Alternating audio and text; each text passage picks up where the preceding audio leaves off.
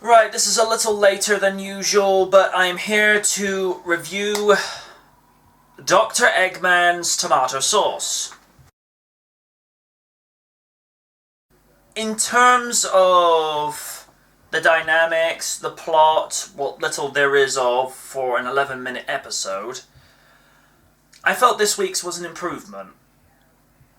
But I did get the sense that it was borrowing a lot from the Sonic Underground episode in regards to the watches that Mindy Latour had that was produced by her father.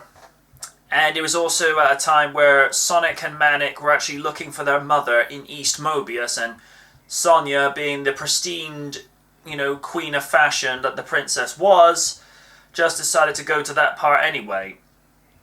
And the reason I say this, the tomato sauce cans having robotic limbs come out and actually disabling people's electronics, it's not exactly following the same particular plot line that Sonic Underground episode had, but there were very similar aspects to it.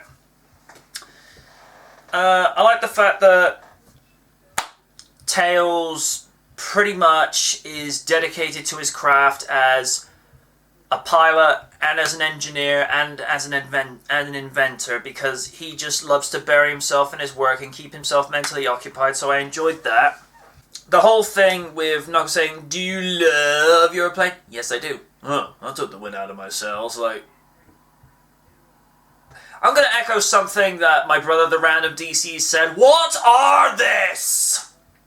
Stop it with the stupid angle with Knuckles. You could argue that before the makeover in Sonic Boom, he was just a bit absent-minded and naive. That's one thing. There's a very fine line between naivete and stupidity, and what they're doing with Knuckles, I just got no words for that. Decent material for Mike Pollock to work with, just selling it like he normally does.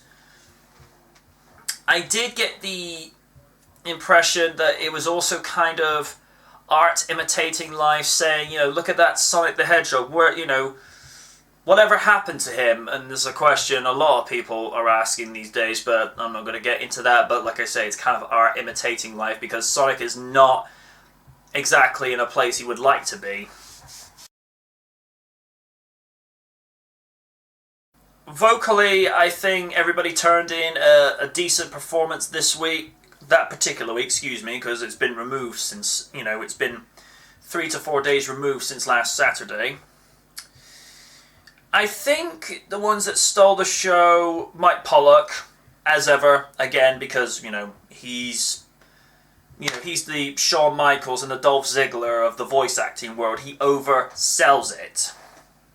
Tails' voice actor really did put a little bit of an emphasis on, being very passionate about his engineering and his mechanical skills. And Roger Craig Smith, he put in a solid performance as Sonic once again. You're awesome, by the way, buddy.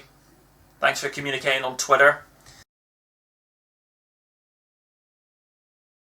And as for overall, again, this is better than Eggman and Sue's Sonic than last week. What the heck was that? I mean, come on now. They're not out of the woods, but I felt they took a greater step forward to actually having something closer to the kind of camaraderie and comedy and, just the more fluid pacing that they had at the start of the series, because this week felt a little bit more plausible. It felt like something you could actually get into a bit more. Until next time, folks, good night from the night.